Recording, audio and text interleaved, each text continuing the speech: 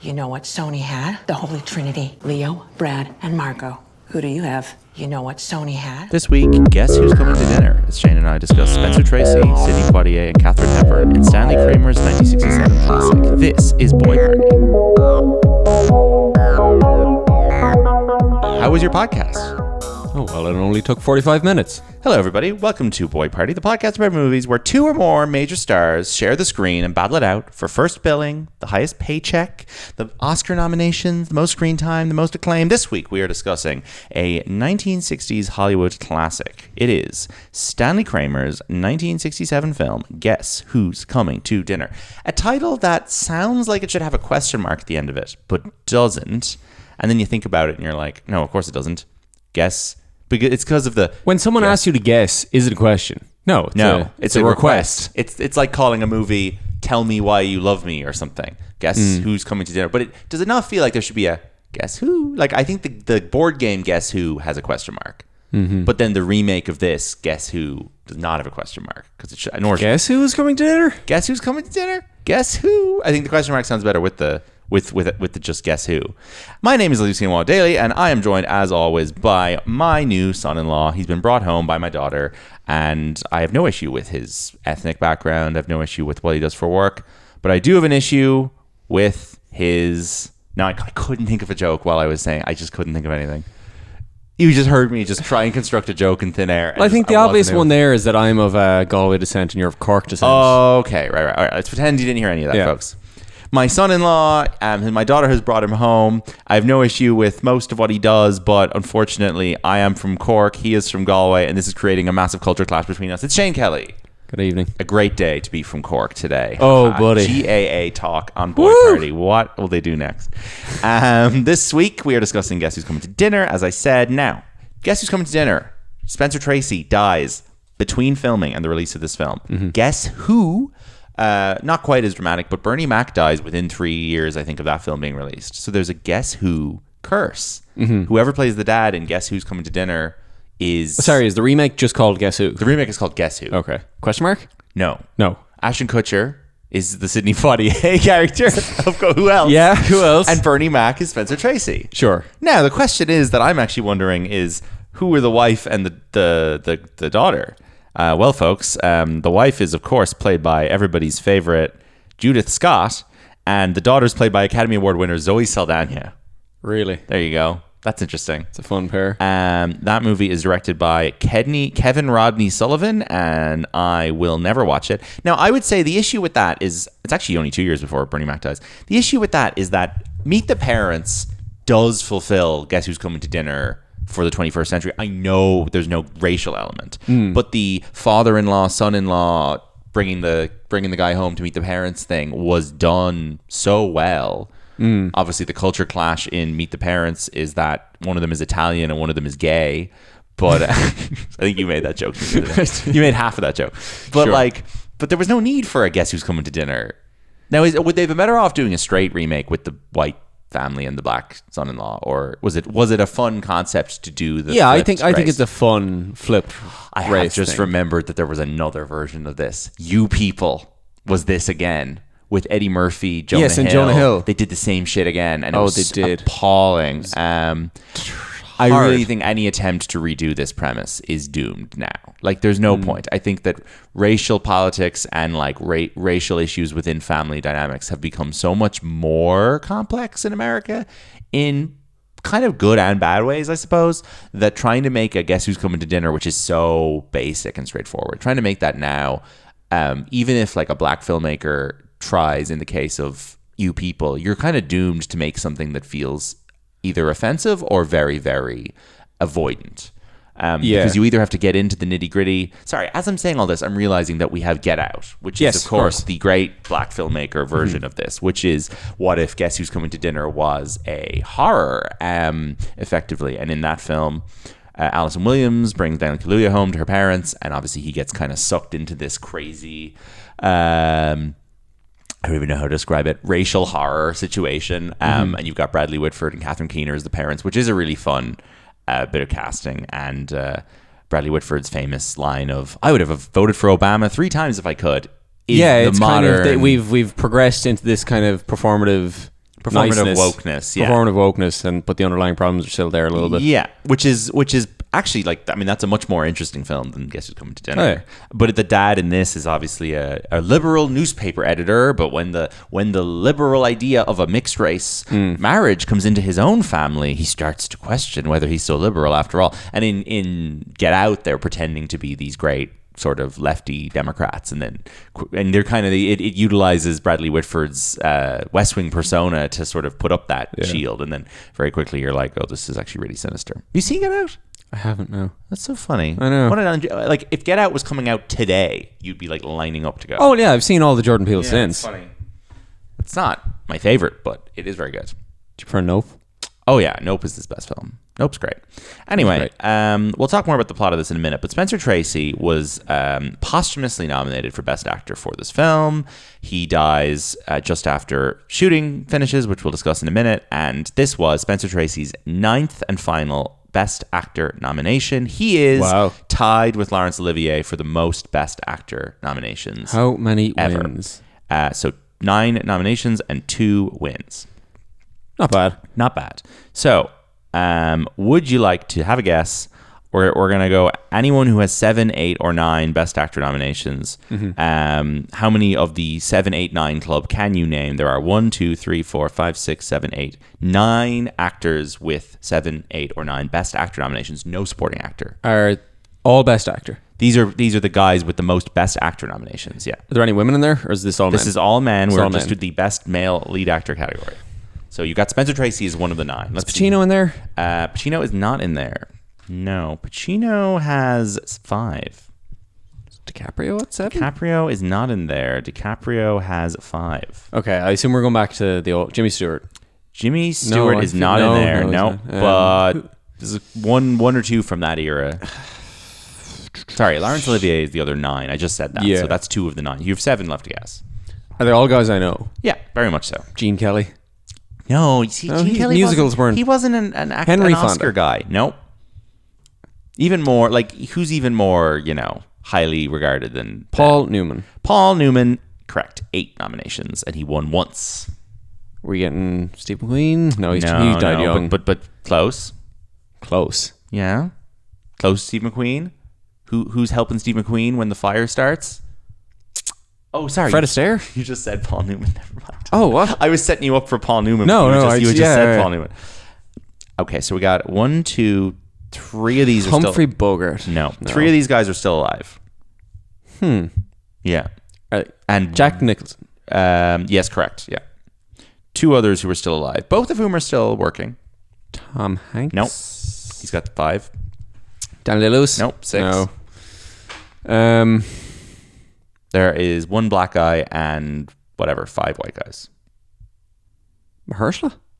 No. You think Mahershala has 7 lead actor nominations? Sorry, What never are you mind. talking about? Never mind. Who is the most highly regarded black actor currently living? Denzel. Denzel has 7, correct. Excuse me. 1 Best Actor win. Yeah. And he has another supporting win. De Niro? Nope. Nope. De Niro has 5. So you've got 1 living guy still to guess. Is he a Scorsese guy? No, never worked with Scorsese. Okay. He is from that era, though. He is great. We've done him on the show. He's kind of cancelled, but not really. Dustin Hoffman? Dustin Hoffman, 7 nominations, 2 wins. Wow. Then you've got, maybe my favorite actor of all time in here. We've done him on the show. He's dead. He is dead. Who do you like one of my 3 favorite actors ever, easily. Oh, come on, not hard. Who? Not hard. Jack Lemmon, 7 Jack nominations. Lemmon, of course. Okay. Yeah. You've got 2 left to get now. 2 left to guess. What number are we at? We are at. What do you mean? We've got a guy. How many? We have left? 1 guy with 8 nominations and 0 wins. Yeah. Which is nuts. And 1 guy with 7 nominations, 2 wins. Have we covered both of them on the podcast? Neither. Neither. No. Okay. They're on the to-do list. These are not guys that you're as familiar with, but they're iconic actors. Can you give me a film there? One of them I have seen in person. I've been in the same room as this man, but he is now dead. I do not know. Peter O'Toole. Sorry. Oh, I thought Peter O'Toole. 8 noms, 0 wins. Yeah, I was going to say Peter O'Toole. And then we've got with 7 nominations. Did we not do Peter O'Toole in the podcast? No, we haven't. No. Nope. And Is that not him in What's Up, Doc? Who am I thinking? Ryan O'Neal. Huh. All right. And we got one more with 7 nominations. The most highly regarded American actor ever. Come on. Michael Stewart. No. Come on. We're stalling. Come on. Tell me. Marlon Brando. Marlon Brando. He wins twice on The Waterfront, The Godfather. Spencer Tracy wins twice. Yep. 1937, Captain's Courageous. 1938, Boys Town. 2 back-to-back Best Actor wins, an achievement that nobody does again until Tom Hanks in the 90s with Forrest Gump and Philadelphia. Yep. I watched both of these films in preparation for this episode.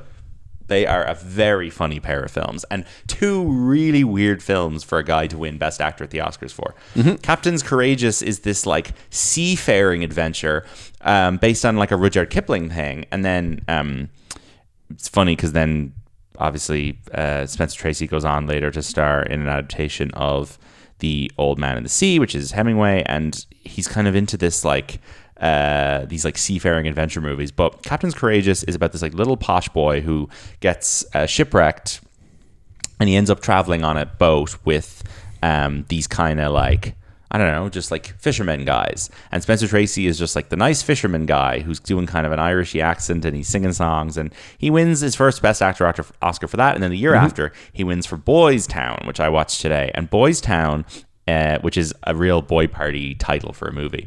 And the best thing about Boys Town is that they make a sequel called Men of Boys Town.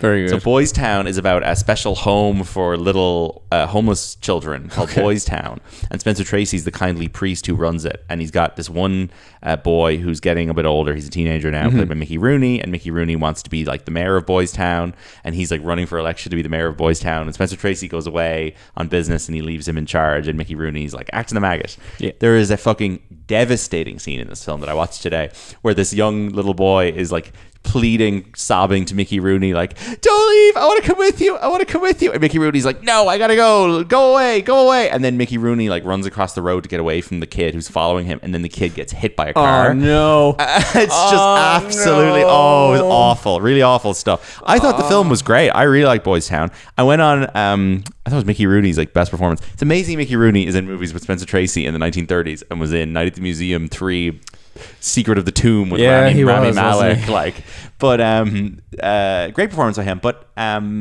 somebody on Letterboxd, someone being a bit snide, gave it a review that was like, I'd like the character some spotlight to investigate what was going on in Boys Town, which I did think was kind of funny, but it was good. And it was just like a nice film about charitable and helping the poor, and Spencer Tracy's just like a nice guy. So he establishes himself as Mr. Nice, Mr. American, Mr. Heroic American guy who stands up for what's right, I suppose, which is a great persona to have. Love Spencer Tracy. I've watched a lot of his stuff in the last few weeks. We'll get back to him in a bit. So, Guess Who's Coming to Dinner? Were you familiar with this as a film, as a title?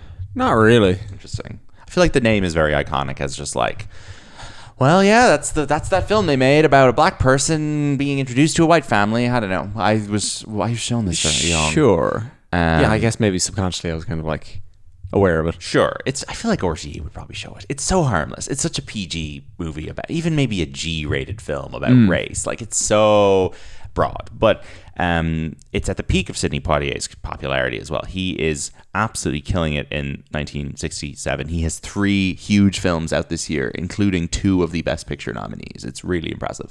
The Timothée Chalamet of 2017 of his day. But I was shown this very young. I don't know why. I guess I was into Spencer Tracy and Katharine Hepburn a bit when I was a child because we watched Father of the Bride, and there's a couple of really good comedies that they're in together. So I guess my dad was showing me some of their stuff, and we got to this, and I remember thinking it was fine. I never had any strong feelings on it. I hadn't revisited it until the other day with you. It's fine. It's like a very stagey film. It's all set in the house, apart from like 20 minutes in the middle, where they go to a drive-through, which is such a relief. I mean, thank God they leave the house. I cannot stand these films that are stuck in one house, especially when the sets are quite static. But they do move around a good bit. I feel like the backgrounds change. It's also a San Francisco movie, and it starts and ends with good, like, driving from the airport kind of stuff, which is nice. And I obviously was there last year and love seeing San Francisco in films, especially from this era. It looks so cool and makes me want to go back. Premise is pretty obvious.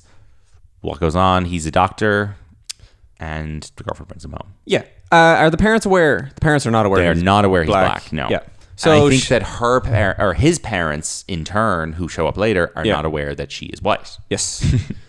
So the daughter of Katharine Hepburn and Spencer Tracy comes home, introduces I can't remember his name. Dr. John. And it's like, oh, wow, we did not know you were a black guy. Mm-hmm. And they say, then we are running away to Geneva in a couple of weeks to get married. Yeah. And you better we wanted to approve let you know before that. Yeah, and Sidney Poitier basically goes to the parents and is like, if you don't approve, I won't marry her. Yeah. So it kind of puts the ticking clock on them. It puts the ticking clock, but it also puts the pressure on the parents to they're somewhat responsible now for the relationship of their daughter. Yes. Where it hangs on them to make the decision. Whereas if they were kind of being rebellious and were like, we're doing this regardless, then they wouldn't really have a decision to make. They could just do whatever and not really feel like they have an impact. And they're putting on at least the impression that the reason that they are hesitant about the relationship isn't because they have any issue with black people. It's because society does. Society does, and it's going to make their lives difficult if they get married. And I think they don't want their daughter to struggle through and also to be whatever. Yeah, and also interracial marriage is at this point illegal in many states. So there's probably they're going to Geneva to do it, I guess. Yeah, well, there's probably a situation where this couple are actually committing a crime, depending on what border they've crossed into. You know, I'm sure California probably at the forefront of progressivism there. I'm sure. God, if we should have consulted some interracial couples that we know, actually, because I'm interested.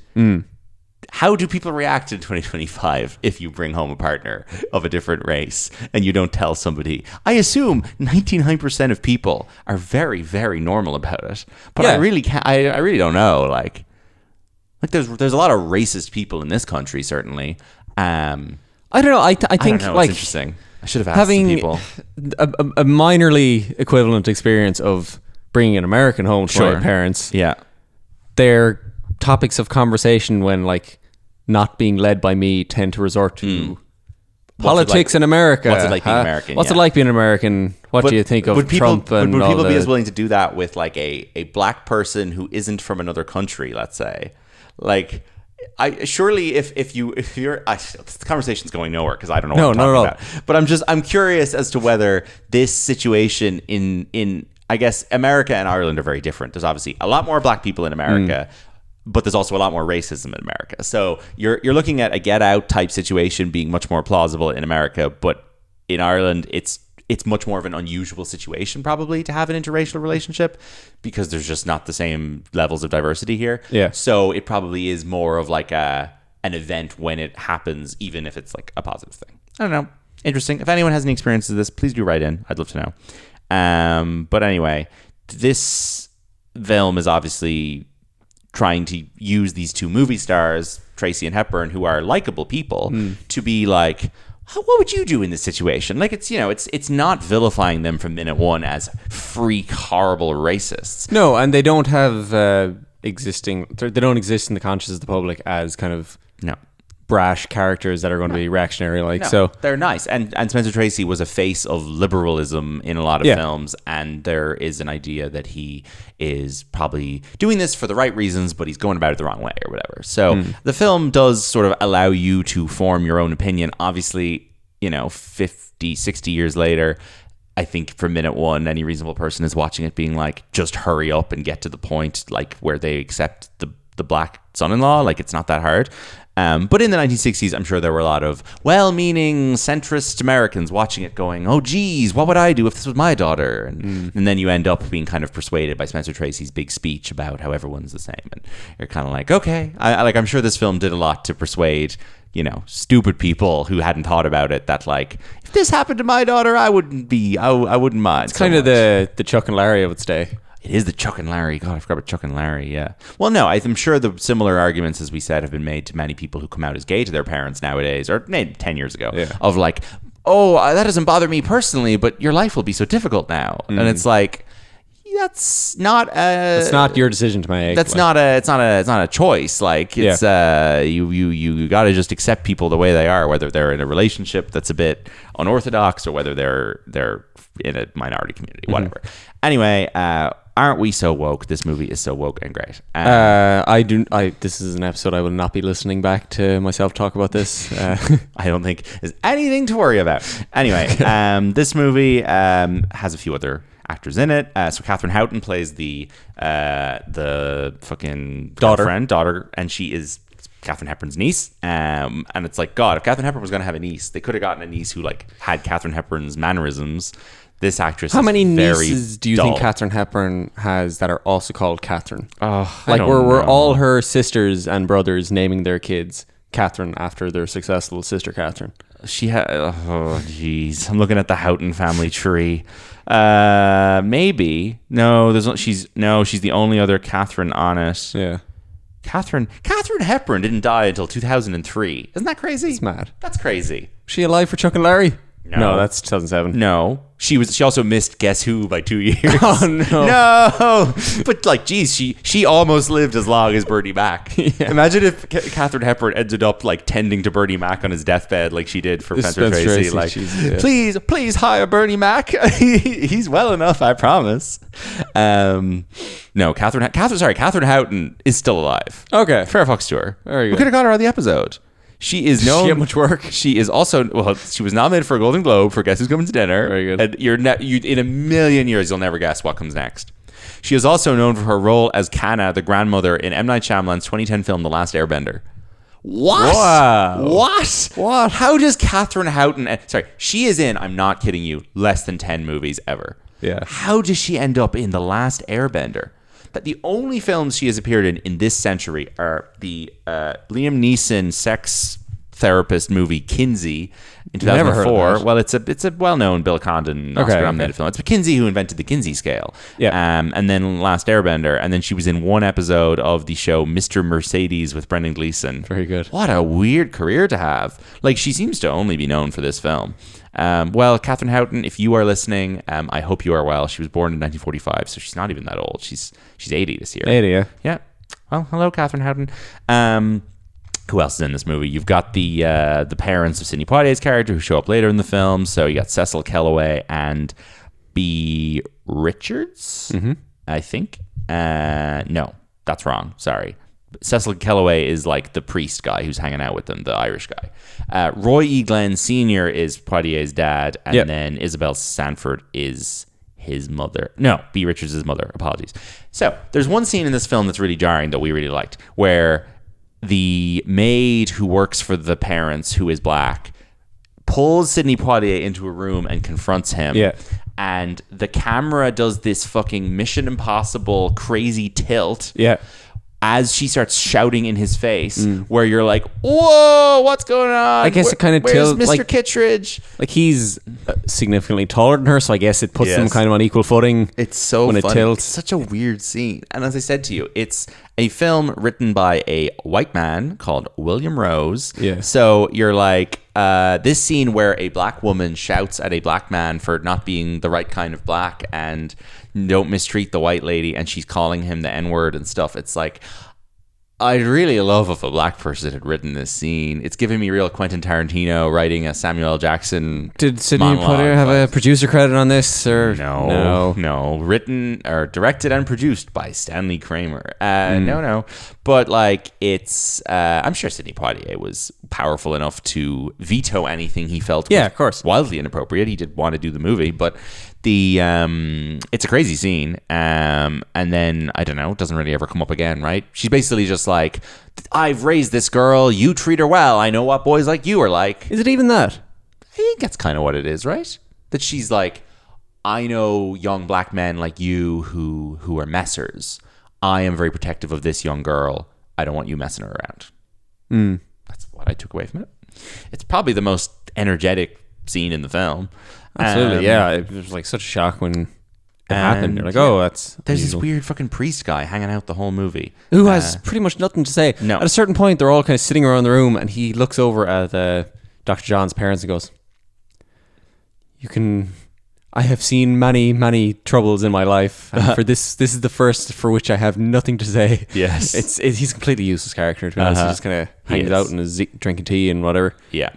So the most interesting thing about this film is the production and the Spencer Tracy dying while they were making it, which is really something I didn't actually know about until about a week ago. So I have this wonderful book here, which is Mark Harris's book, Scenes from Revolution, The Birth of the New Hollywood. And I bought this about 7 years ago, and I've never read it the whole way through. So Mark Harris, obviously great. He's the husband of Tony Kushner, and he wrote this book about the 1967 Best Picture nominees. So this book is literally about the 5 films nominated for Best Picture in 1967 and how this 5 films and their intersection represents a shift from traditional Hollywood to new Hollywood as the 60s moved into the 70s. Those 5 films were Guess Who's Coming to Dinner, In the Heat of the Night, The Graduate, Bonnie and Clyde, and the Rex Harrison musical Dr. Dolittle. Now, ironically, the only one of those films that I've ever seen more than once is, prior to this week was Dr. Dolittle, which I love. But anyway, you got some great movies in this, and he's talking about the production and then the kind of eventual Oscar campaigns and all that kind of thing. So I read the chapters about Guess Who's Coming to Dinner. It's so interesting because basically Katharine Hepburn and Spencer Tracy were in this decades-long situationship where his marriage had broken down and the two of them were like sort of not so secretly having an affair for many years that eventually was just kind of accepted by everybody. Yeah. And Katharine Hepburn was sort of caring for him when he got old and sick. And he was still only 67 when they made this, but he had heart disease, diabetes, high blood pressure, respiratory disease, and other ailments. He was drinking heavily for years. I think one of his kids went deaf and he blamed himself for it. And he was just drinking really heavily. It's just crazy because I actually think he looks super, super healthy all throughout his career. Now, he looks reasonably well in this. Like he does a few physical kind of scenes where he's ripping drawers out of cupboards and stuff. And now, I think every time he did one of those scenes, he probably had to take 2 weeks off. But like, I think he looks well for a man who was like on the verge of death. So basically, Katharine Hepburn thought that doing this film would be a nice way for him to kind of get out of the house, can add something else to his legacy, probably good for his spirits, but also she believed in the politics of it and of the message about the racial acceptance, and she thought he would want to be part of it. So she really, really pushed for him to be in it and persuaded him to do it. There was a real issue with getting him insured for this film.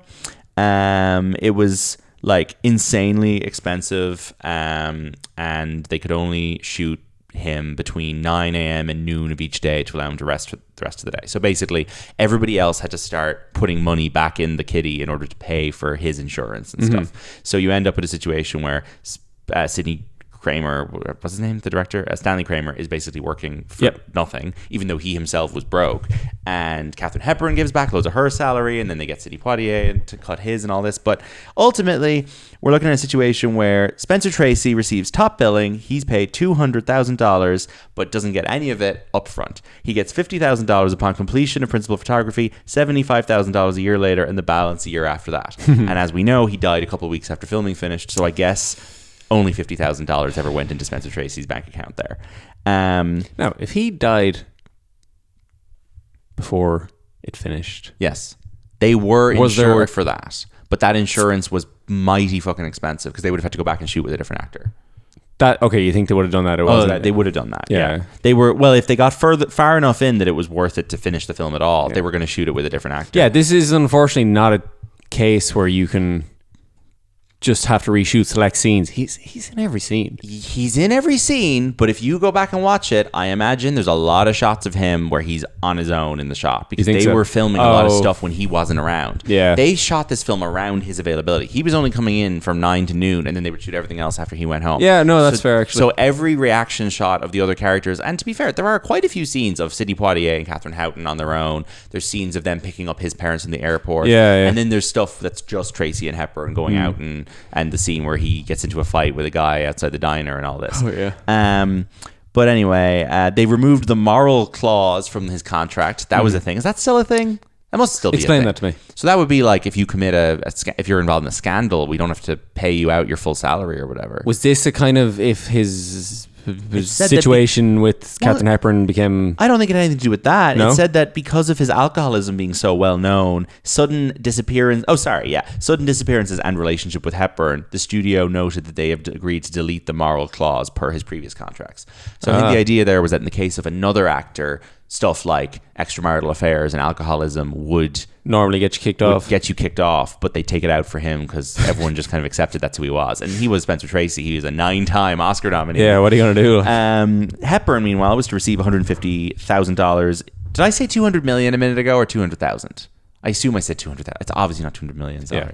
Yeah. Hepburn was to receive, that is what Downey's getting for Doomsday. Hepburn was to receive 150,000 in 3 installments, but she would see no money until the end of production. She also agreed to personally shoulder the expenses caused by any delays in shooting because of Tracy's health, and to surrender her own salary entirely if the film had to be reshot with another actor, even if she chose to remain in her role.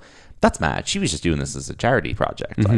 Poitier was already a bit bigger box office star than either of them, and he was offered the richest deal, $225,000, with weekly expenses that would bring his pay up to $250,000, plus a guarantee of 9% of the film's profits and second billing above Hepburn. Stanley Kramer was going to be paid $500,000, but then he agreed to defer that payment until the end of filming. He needed the money since he had financial problems. His net worth at the end of '66 was just over $100,000. Sorry, is it normal for a director to be paid more than the lead actors? Well, he directed it and produced it. Huh. I don't know. I guess so. Does that happen in modern?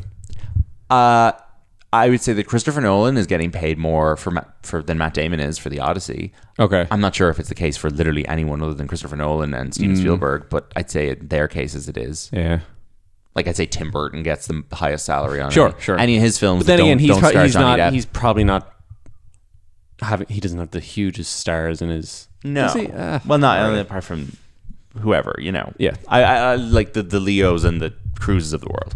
Anyway, so yeah, Stanley Kramer's gesture did save the film, it said, but as Harris notes, it made a less vivid anecdote than the story of Katharine Hepburn making a gallant last-minute sacrifice, when in fact, the deferral of her salary was a pragmatic business decision she had made on her own months earlier. It was an impression she never chose to correct. So that's a bit of insight that we don't normally get in these movies. It's great. So it's funny there that Poitier, bigger paycheck, second billing to Tracy. Yeah. That's an interesting one. I'd love to know how many of the films we discussed that's been the case, where the person getting the most money is actually not the first build. It's good insight into these actors' priorities. Absolutely. I know. It's funny. So they build a movie around Tracy dying, basically, and he dies 2 weeks after he completes his work on the film, which is a real yeesh, we got out just in time. He is posthumously nominated for Best Actor at the most iconic Oscars ever, because there's a whole book about them, and he loses to Rod Steiger for In the Heat of the Night, a movie in which Steiger is, in my opinion, a supporting actor to Sidney Poitier. Sidney Poitier, the star of 2 of the 5 Best Picture nominees that year. He's the biggest face on the cover of this book. No Oscar nomination that year. Crazy. Not very nice. No. But he had already won, but still. So you got Best Picture nominees. In the Heat of the Night wins. Mike Nichols wins Best Director for The Graduate. Steiger. Katharine Hepburn wins Best Actress. Katharine Hepburn has so many Oscars. Katharine Hepburn has 4 Oscars. Yes. She is the unbeaten champion of all actors when it comes to Oscars. She wins for Morning Glory. She wins for this. And then she wins a year later for Lion of Winter, which is the famous tie with Streisand. Oh, yes. Which I said this on the Roman Holiday episode, but I think Gregory Peck was the president of the Academy, and he allowed Streisand in kind of prematurely as a member because he liked her so much. Yeah. And then she voted for herself, obviously. Oh, yeah. And if he hadn't let her in, she would have probably lost by 1 vote to Katharine Hepburn. And then Katharine Hepburn wins her final Oscar in 1982 for On Golden Pond. And she I don't think she went any of those times. And I think that the 4... So there's no Hepburn acceptance speeches? I don't believe so. Wow. I think I'm right there. And she, certainly, her 4 statuettes are all currently lined up in a museum in sequence. You can see them all together. Mad. Which is pretty cool. But it's amazing that they gave 4 Oscars to someone who didn't care at all. And it's crazy she won them over such a 1934 to 1982. Incredible. I mean, that's the GOAT right there. Just all ages hit. Now, Meryl Streep. What year did Meryl Streep win her first Oscar? Because you would imagine that Meryl Streep is probably intending to break the record. Sure. So Meryl Streep's first Oscar is in 1980. Right. How old is Meryl Streep? Well, she born in She's in her 70s, 55? She is 76. 49. She's born in 1949. 49. So let's do the math. So Katharine Hepburn's first Oscar is 34. Her last Oscar is 82. How many years is that? That's 48 years? Yep. Okay. So Meryl Streep is currently 1980. 3 years short. She's 45 years off since her first Oscar. Yeah. So and she has 2. She has 3. She has 3. So her 4th Oscar would break that record of length of time, right? Well, if it comes after 2028. If it comes after 2028, right? Interesting. Do you think she's going to try and get it? I would, if I was earlier. Does that explain? No, I think she should wait and get it later. You think that would be more impressive? Because then there's a longer period between the first and the last. Yeah, okay. I wonder, because Meryl Streep is legitimately not making movies right now. She is only working on Only Murders in the Building. Okay. I wonder, is she deliberately not making movies because she's trying to wait and win an Oscar after Katharine Hepburn's record gets broken? But like, surely... Because she might accidentally win one now, otherwise. In a weak year. That's a horrible problem to have. In a weak year... If she's like in Mary Poppins Returns, you never know what might happen. There's probably an itch there to give her the fourth one as well. Oh, there's definitely an itch. But it's only been 13 years since when, the third when one. is the 100th Oscars? It's going to be in 3 years' time, I guess. 2 years. 2028? 2028, I think, yeah. So we have That'll be great. Meryl wins her fourth on the 100th Oscar. Meryl winning her fourth would be class. At the 100th Oscars. And Daniel wins his fourth? Yeah. That'd be pretty fun. Who else would be the big... Like, Daniel wins his fourth. Meryl wins her fourth. McDormand supporting wins her fourth. Cruise and then wins his first. And Denzel wins his third. Yeah. All fourths. I'm trying to think if there was all fourths. Yeah. Is there anyone else who's on 3 who's still alive? Sporting actresses? There's obviously somebody who's on 4 who's still alive. How am I gonna figure this one out? Just scroll quickly. Can't be that many people on 4. No, give me a second. 3. I'll find it in a second. Oh, this is a stressful one. Most rigged Oscars of all time. Most Oscar wins. Okay, sorry. Nicholson's on 3. And he's the only other living person on 3. So you'd have to get Nicholson out of retirement, give him his fourth. Yeah. Francis, Lou, Daniel, and Meryl. You could do it.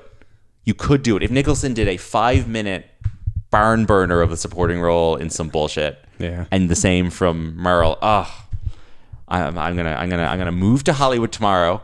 And I'm going to get people to invest I think what you in need, a campaign to make this happen at the 100th Oscars, and hosted then by you need to get your Crystal. screenplay written now about the potential for this to happen, and then you release a Saturday night style film about the campaigns. Yeah. I'll hire Matt Bellany as a consultant on it. Do.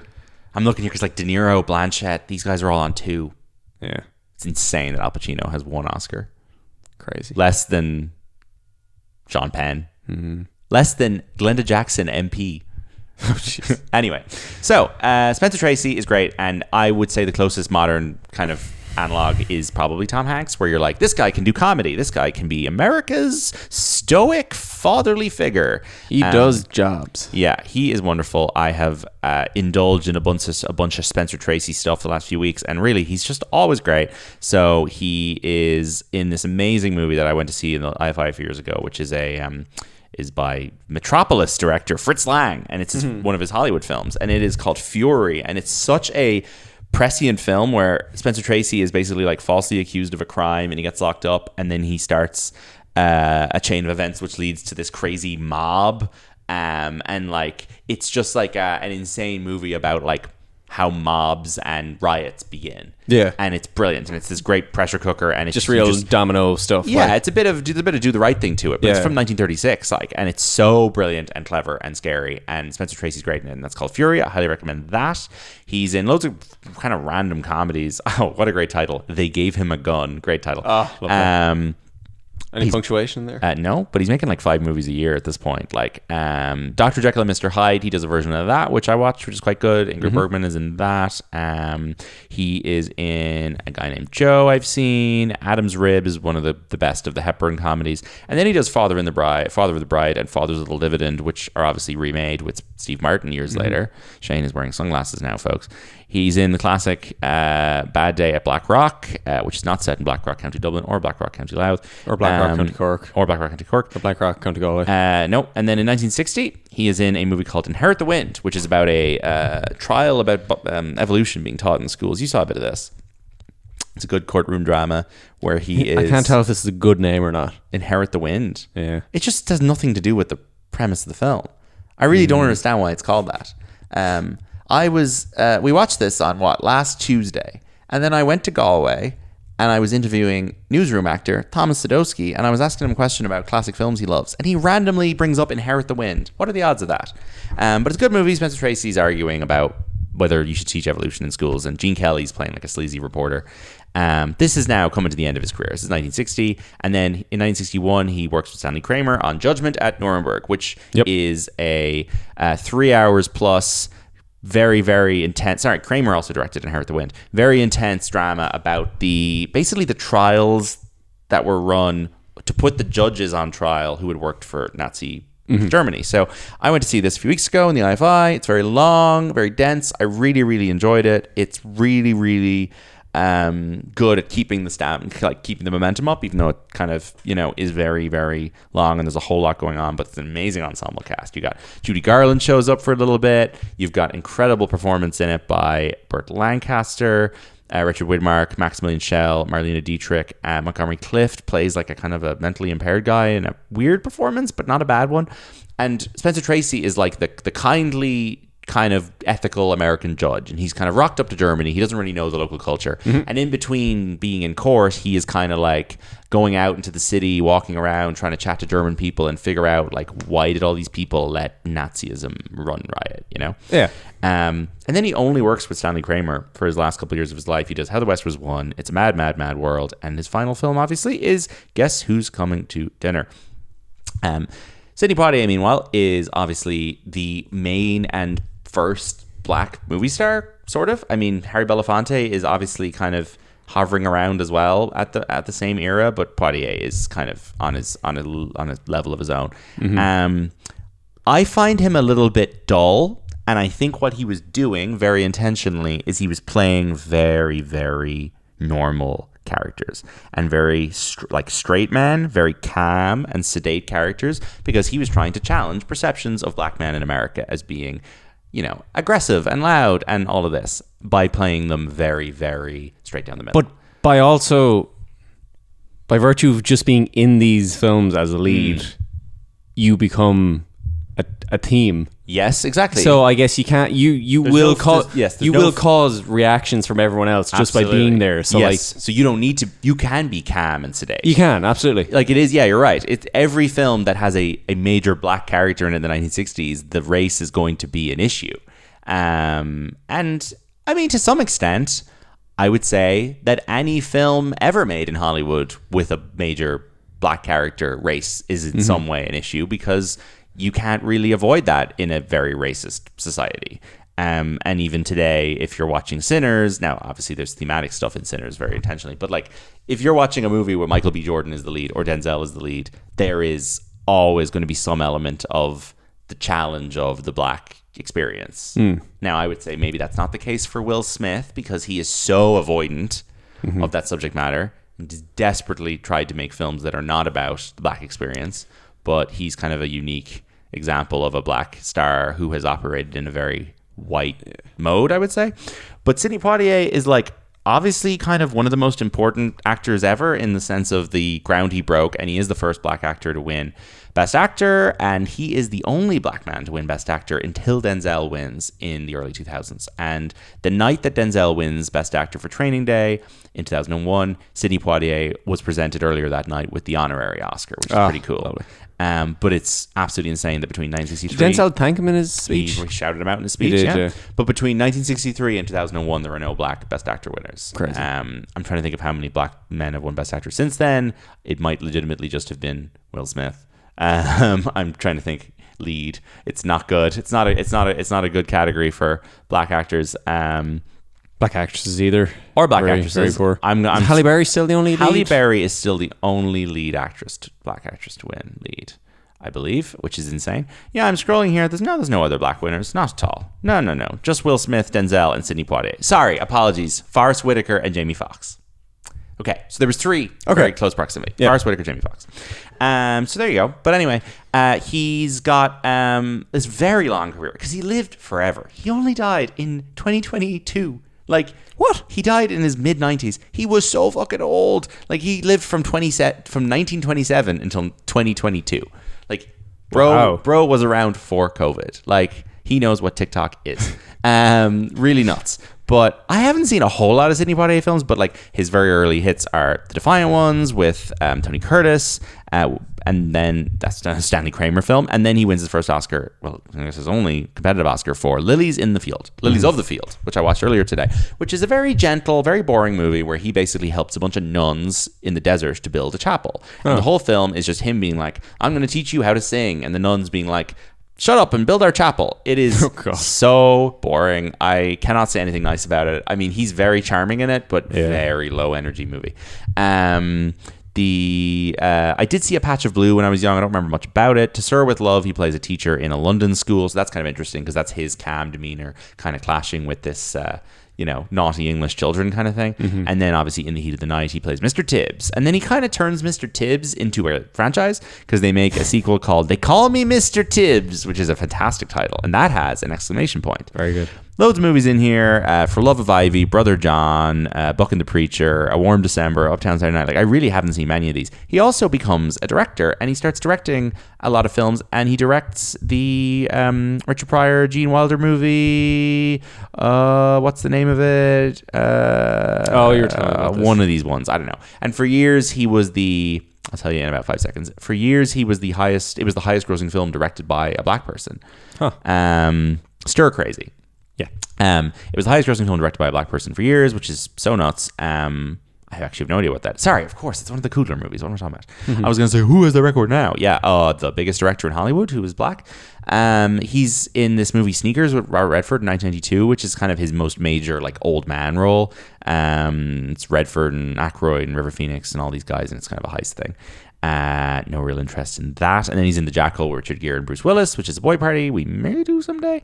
And he makes a TV movie where he plays Nelson Mandela. Because you might have been asking yourself, folks, did Sidney Poitier ever play Nelson Mandela? He did. He played him in a TV movie called Mandela and de Klerk, in which Michael Caine plays F.W. de Klerk, who was one of like the white South African leaders. And it looks pretty rubbish. But Sidney Poitier and Nelson Mandela, am I wrong to think that they were probably like exactly the same age? Like, they seem to be contemporaries in terms of... Nelson Mandela younger? Nelson Mandela was born in 1918. He was 10 years older. Wow, yeah, because he died at 95 as well. Oh, wow. He died 10 years earlier at the same age. That's crazy. Right, so he was 10 years older. Okay. Mandela died in 2013? He died in 2013, just weeks before the biopic with Idris Elba was released. Yeah.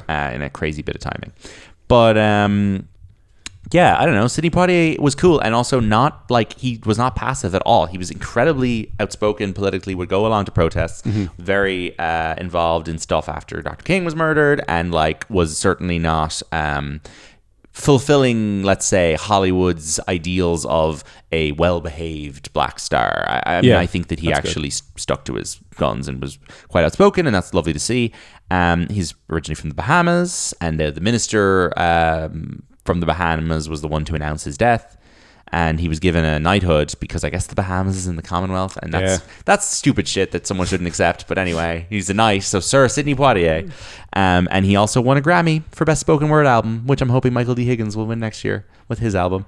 So Sidney Poitier, Spencer Tracy, and then Katharine Hepburn we obviously discussed before, and she's great. And the most interesting stuff to do with this movie with her is the fact that she gets Spencer Tracy to do it. And that's Guess Who's Coming to Dinner. You guessed correctly, folks. Wait, who came to dinner? It was us. Yeah. A black person came to dinner, and that was so scandalous they made a whole movie about it. Letterboxd Top 4 game. Oh, yes. Justine Olson, her username, Teen911. She's from Grand Rapids, Michigan. Team or teen? Teen, like a teenager. Okay. Grand Rapids, Michigan's own Justine. This is her 4th favorite movie. I think this being one of your 4 favorite movies is fucking nuts, by the way. Sorry, I was going to say this at a certain... I was going to include this as part of my review. Like, I went in and I looked at how many fans this had. 200 something? At least. Yeah, but that's not that many.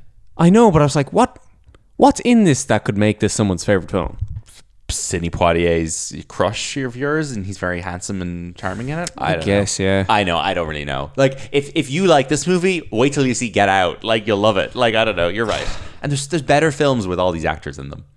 But I guess a lot of the reviews were like, "Oh, this is just such a wonderful depiction of the problem at the time." And I guess it kind of it boils it down to like a very basic version of itself, which people probably appreciate. It's probably a good film to show in schools, like.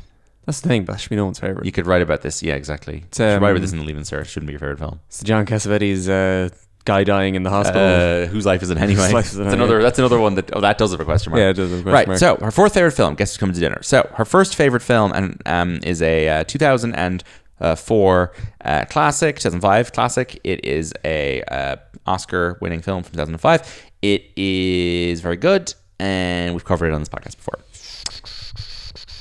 2004 or 2005? 2005, yeah. 2005. Yeah. And it's named after a location. Oh. Where they spend time in the movie.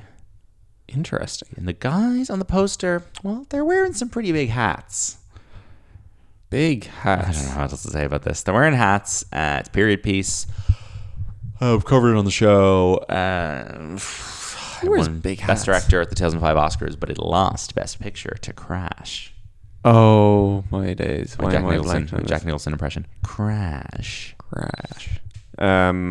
Big hats. They're wearing hats. Normal hats. They have a job. Yeah, normal hats. They wear a job where guys wear hats. Cowboys? Yeah, they're cowboys. Brokeback Mountain. Yes. Second on this list, we have a movie from 2008 by... Not a film I would describe as a hat movie, I guess. No, but there's hats on the poster. Next up, it's a film from 2008 that we have also covered in this podcast. It's really great. 5 stars. Is that a serious 5 stars? Or yeah, no, 5 stars. And there are 5 people on the poster as well. 5 stars, you might say. Ooh. 5 stars. Yep. Closer. No, a bit later. 2008. This is a 5-star film. Great director. Great movie. American or English? American. Great film. Loads of great actors in it. 2008. Yep. Oscar winner? No. Maybe got a screenplay nomination. I don't think. No, it didn't. It actually had no Oscar nominations. Cohen's Burn After Reading. Yeah. And then third, we've got a beloved family comedy from 2003. It is a director we've discussed a film of very recently on the show. Huh. It is now a musical, and there are like Mean Girls. No, but close. There are now there are businesses that are named after this film. The title is like non-copyrighted. You could just name your fucking business after it. Because it's a type of business, sort of. It's a type of business. There's a big male comedy star, and he's on the poster, and he is holding a musical instrument. And he is still a big star today. It's not like School of Rock. School of Rock. Sorry, what do you mean? Richard Linklater, School of Rock. And there is a business in Dublin called School of Rock that is a music school for kids, and someone we know works there. All right. That's her top 4. Thanks, Justine. Now... Yeah. The highest grossing films of 1967. Oh, I got so distracted by trying to guess those things that I cut out. Now we haven't... What have we done? 67. Yeah. We have already mentioned 5 of these movies from the book. So... so you do know them? No, I'm saying if any of the... as in the Best Picture nominees we've covered. So, of course. So if any of them are the highest grossing, then we'll give it a skip. But okay. We got that. Okay. Can you guess number 1? Guess who's coming to dinner? I have no idea. Very famous film. 1967. Yeah. Is it musical? Potentially one of the most famous. Yeah. There's loads of famous shit in this year. Is it musical? No, but we mentioned and it wasn't nominated for Best Picture. We mentioned this film because I think it produced a Best Actor nominee. Okay. I assume so. I'd be surprised if it didn't. I don't know if we did. This is one of the guys that has like multiple nominations, like 6 plus. One of the guys we just mentioned in the game, like Brando. No. Newman. Nope. O'Toole. Younger. One of the guys, Hoffman. Yep. So Hoffman in 67. It's not Midnight Cowboy.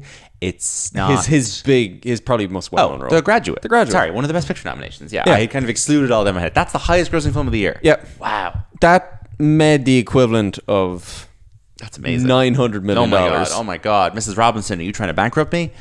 Oh my god. Back when movies were adults. For those who are unfamiliar, I famously auditioned for a stage production of The Graduate. Yes, you did. To play Mr. Braddock, Dustin Hoffman's dad, and I played it real Jewish American, and they wanted a nice Irish dad because they were doing The Irish Graduate. Oh Jesus! And I did not know this. The production was suspended because of COVID-19, and good enough for them. They didn't cast me. COVID-19. Anyway, proceed.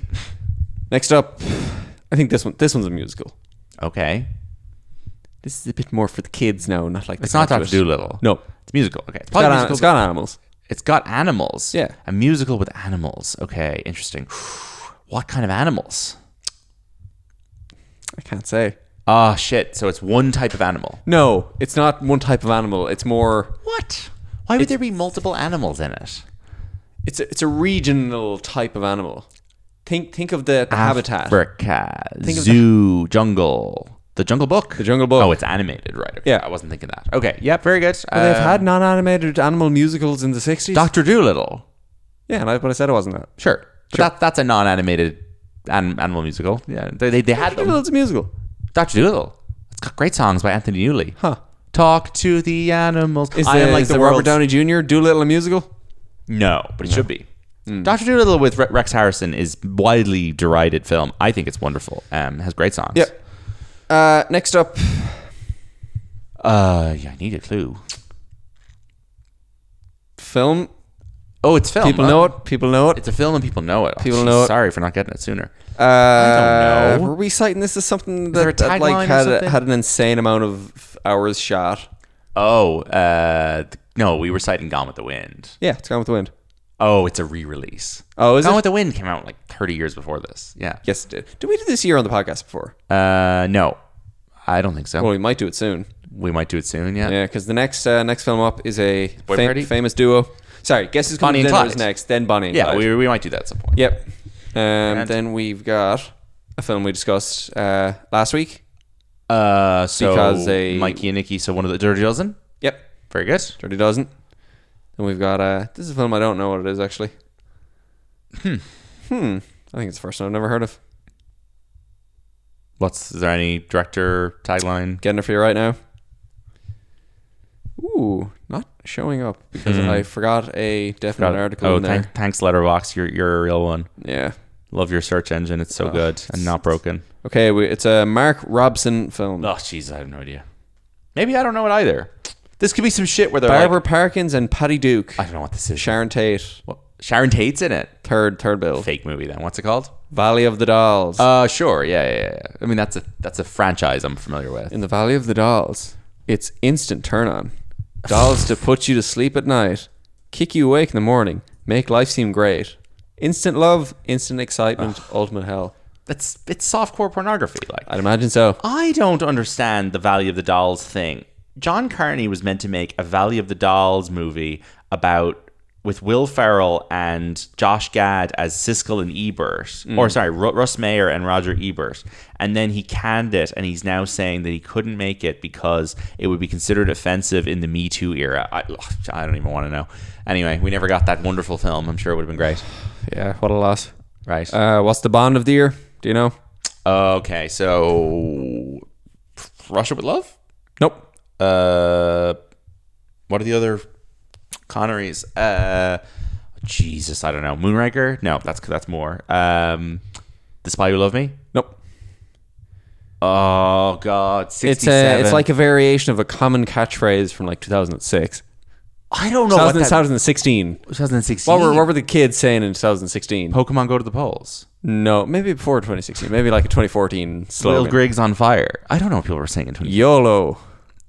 Oh, You Only Live Twice. Yeah. Best Bond song. Nancy Sinatra. You know that song is what Robbie Williams sampled for Millennium? Yep. I wanted this episode to be under an hour, so let's wrap it up. Thanks for tuning in, everybody. That was our Guess Who's Coming to Dinner episode. We hope you've enjoyed 1960s talk on the show. We'll be back next week discussing Dick. Don't we always on the Boy Party podcast? We do. It's Kirsten Dunst and Michelle Williams in classic Richard Nixon Watergate comedy Dick with a special guest. Visit boypartypod.com for our episodes. Follow the show Boy Party Pod on Blue Sky and Instagram. Thank you, Shane. Thank you all for listening. We'll be back soon. Goodbye. Get home safe.